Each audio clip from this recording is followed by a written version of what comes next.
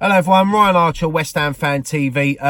As you know, we wasn't at the game last night, so I'm just going to give you my little reactions on the result last night. Sheffield United 1, West Ham 0. First of all, very disappointing, especially with the way the game ended. As you all know, VAR has ruled out the goal. Well, some people are saying that VAR hasn't ruled out the goal. The handball rule has ruled out the goal. But if without VAR, it would never have got to that. So, yeah, for me, VAR has ruled out the goal. It's a tough one to take. I know it's the rules of the game and things like that. But let's be honest. You look at that handball last night. You got two players coming together, 50-50. The defender's headed it against Declan Rice's arm. Declan Rice has got his arm up there in a running motion. Which, what can he do? You can't put your hands in your pockets or with your hands down your side when you run. It's disappointing. It's disappointing. But for me, I just want to make this clear. I'm not going to take nothing away from Sheffield United last night. I think they're a great team, exciting team to watch. Got some good players there, British core players that work hard for the manager, Chris Wilder. As soon as I went home last night and I see that he signed a new 4-year deal, I thought, oh, here we go. Typical West Ham.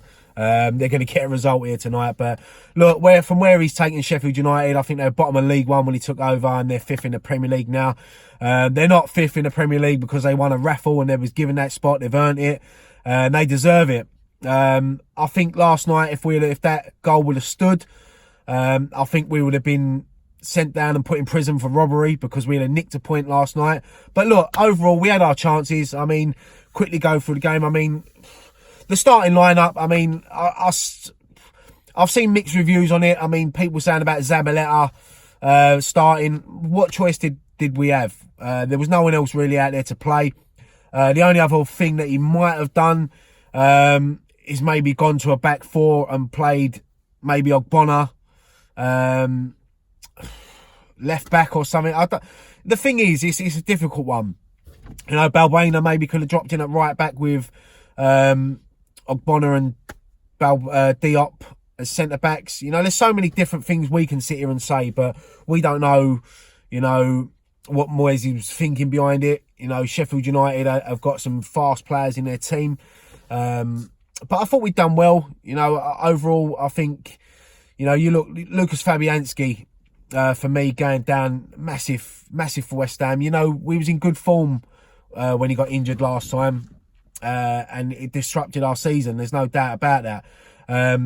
David Martin, come on, bless him. You know, I do feel a bit sorry for him. You know, he's done well coming in, but it's silly mistakes like that goalkeepers get remembered for. You know, David Martin done well in the game. He kept the score down, pulled off some good saves, as I said, but it's going to be remembered for that because it's cost us the game. I don't know what the thinking was behind it. You know, play out from the back. Yes, when you're a Liverpool, you're a Man City. Our defenders didn't look confident last night. None of them did. None of them, when they got the ball, looked confident. The first thing they want to do is knock it long. David Martin's give it to Balbuena. Balbuena's gone all dancing on ice. You know, he couldn't move his feet. Looked like he had concrete in his boots. The strikers nicked in. And yeah, you know, they're finished. They took their chance. You know, Martin done well to get back, nearly saved it. But look, I'm not going to sit here and blame David Martin because it's not all his fault. We had chances. You look back in the first half, Felipe Anderson had that great chance. Why didn't he put his head up and have a look at goal? You know, not once did he lift his head up and look at goal to see where he was. You know, all right, maybe he's got the confidence to know, but yeah, I know where I am on the pitch. I'm going to put this bottom corner. But it's a massive chance. And, you know, you're going to the second half. You've got other chances. You got Haller with that header that he headed straight down into the ground that's bounced over.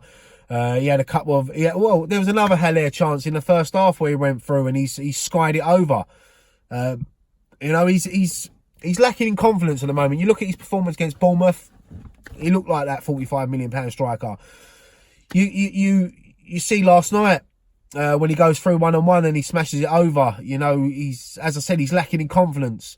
But he's a striker. He's a striker at the end of the day, and when he gets his opportunities, he's got to take them because he can win all the headers he wants in the middle of the park. All he's going to get remembered for at the end of the season is how many goals he's scored. And I think he's got 6 goals so far this season. So he needs to be doing more. You know, I think when Snodgrass come on, he made a difference. He gave Haller a lot of opportunities. You know, we had the goal ruled out for offside. Lanzini. This is the difference between the game last night. We slip, we make a mistake, they punish us. Their defender slips, Lanzini goes through. Instead of, at first looking at it, he should have squared it to Haller.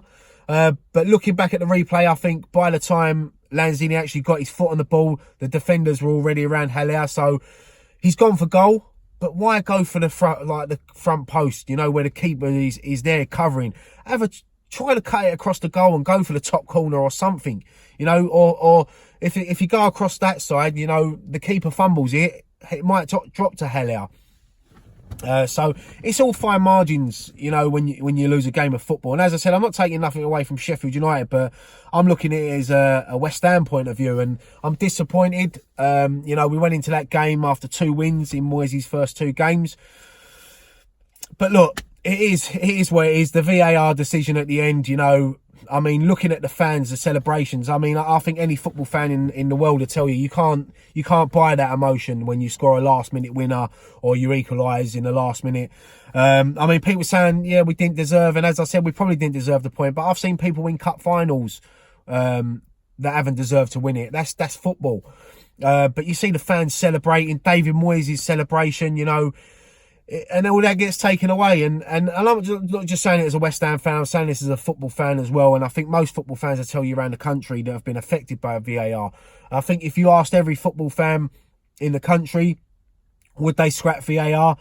I think if you asked every player, yes, I think they would. I mean, you're seeing offside decisions given by a toenail or a heel, you know. So if a striker's got size 10 feet and a defender's got size 8 feet, he's going to get punished for having bigger feet. It's ridiculous.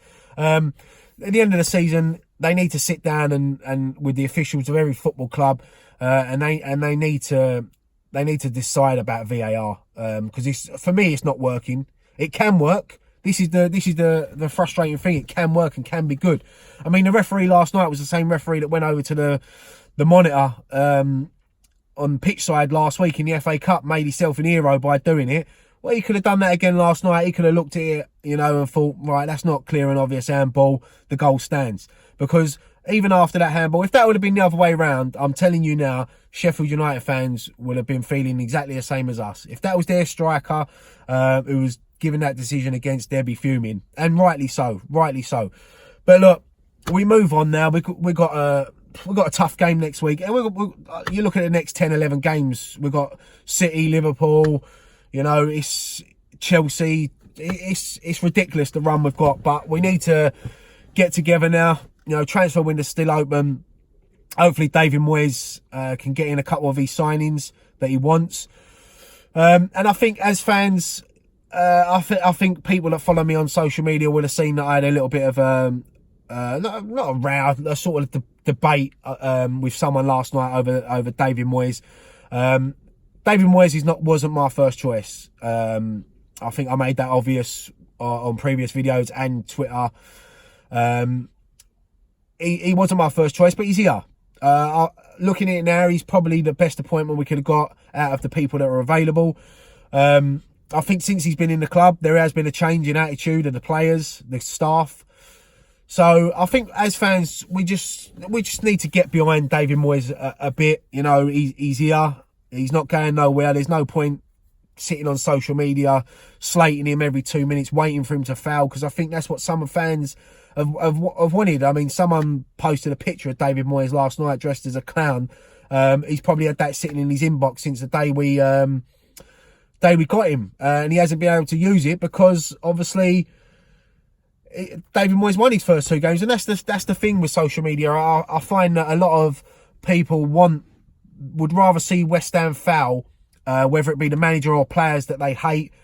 They hate seeing them do well because they want to say, I told you so.